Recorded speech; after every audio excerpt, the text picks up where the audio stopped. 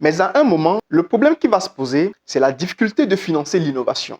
Et ça, c'est la plus grande problématique des pays du Sud. Ce message s'adresse aux entrepreneurs qui évoluent dans les innovations. Alors, déjà, mettons les pendules à l'heure. Les innovations sont attribuables non pas seulement au secteur d'activité technologique, mais à tous les autres domaines. Même dans l'agroalimentaire, vous pouvez faire de l'innovation. C'est-à-dire créer quelque chose qui peut-être n'existe pas, en tout cas sous nos cieux, en améliorant un processus qui préexistait.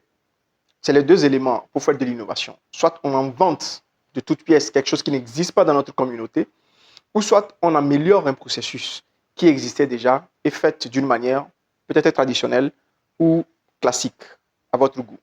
Et donc, vous apportez quelque chose de nouveau. On parle de l'innovation. Je voudrais donc m'adresser à tous ces entrepreneurs-là qui font de l'innovation. Dans les consultations, dans les rencontres, dans les accompagnements, il arrive de voir un entrepreneur qui travaille sur une innovation. Il reste sur cette innovation-là pendant des années. 3 ans d'affilée, c'est que de l'innovation. Mais à un moment, le problème qui va se poser, c'est la difficulté de financer l'innovation. Et ça, c'est la plus grande problématique des pays du Sud. Nous n'avons pas assez de capital, nous n'avons pas un écosystème favorable aux investissements qualitatifs. Alors, lorsque vous êtes dans l'innovation, sachez que vous avez 3 éléments essentiels à faire. Le premier élément, c'est de travailler effectivement sur votre innovation et de quantifier le temps nécessaire pour finaliser la première innovation de votre projet ou de votre produit. Quand cette innovation, vous l'avez validée, que vous avez le premier échantillon, le premier élément qui fonctionne, le premier produit consommable, vous devez stopper l'innovation et mettre entre 6 mois et 5 ans à commercialiser votre première innovation.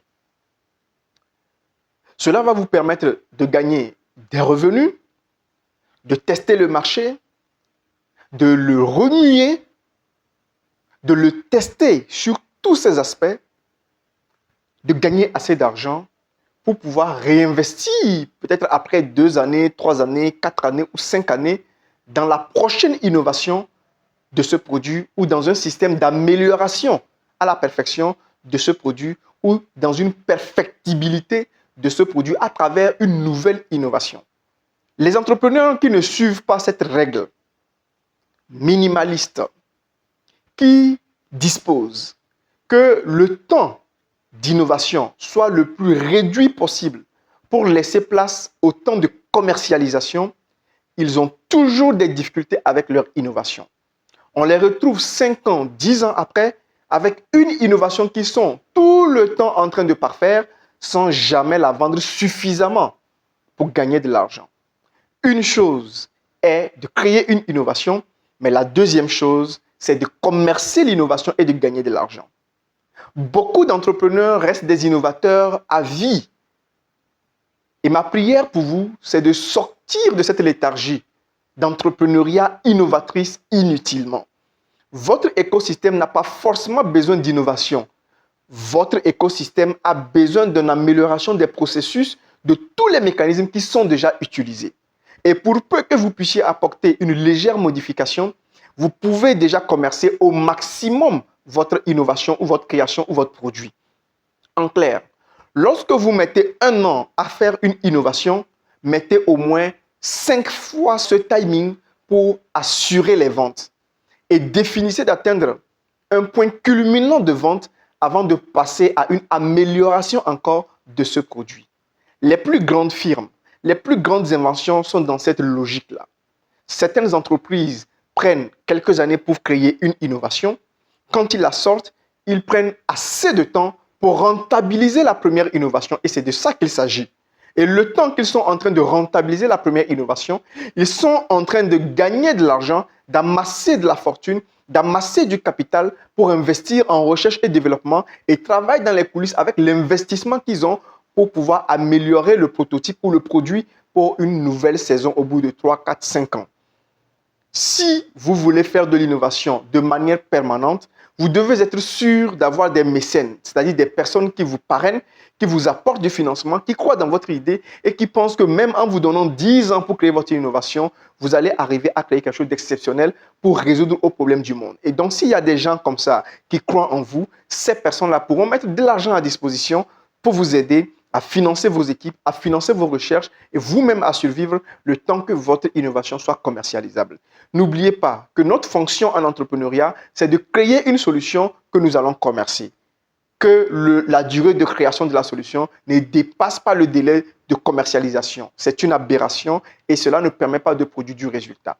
Et au quotidien, je rencontre beaucoup d'entrepreneurs qui sont dans ce schéma de cercle vicieux qui, tout le temps, sont en émotion tendue parce qu'ils sont en train de travailler sur une innovation.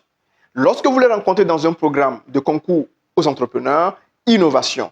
L'année qui suit, vous les trouvez encore sur un autre programme, innovation, le projet a évolué. Mais entre-temps, ils ont eu combien de clients? Difficile de vous répondre.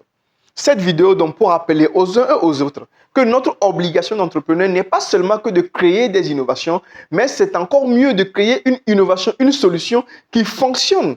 Et lorsque nous avons trouvé le filon d'or, il est très important de consacrer 5 fois le temps qui a été consacré à développer l'innovation à la vente, de sorte à pouvoir vous convaincre vous-même que l'innovation est commercialisable et qu'il y a un marché qui est demandeur. Et attendez que ce soit le marché même qui vous pousse à faire une amélioration. Quelquefois, c'est l'entrepreneur lui-même dans sa chambre qui décide d'améliorer le produit contre le gré même des clients. Et le temps de venir acheter le produit que vous aviez vu, il est sur une autre innovation.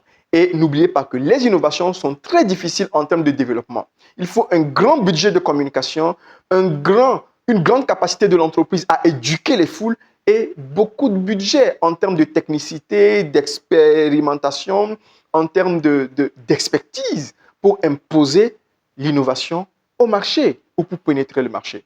Partez donc sur des innovations simples qui sont une amélioration simpliste d'un processus qui existe. Dans une prochaine vidéo, je pourrai vous citer 10 activités que vous pouvez faire en leur apportant une simple amélioration pour créer une innovation qui corresponde au goût du marché. Je suis Hospicecom, je suis consultant en développement commercial et mon travail pour les entreprises consiste à participer à la croissance du processus commercial, à l'implémentation de solutions et stratégies qui permettent d'optimiser le résultat commercial des entreprises, à la mise en place d'équipes d'élite pour aider les entreprises. Et au quotidien, c'est ce que nous faisons pour servir le monde. À très bientôt.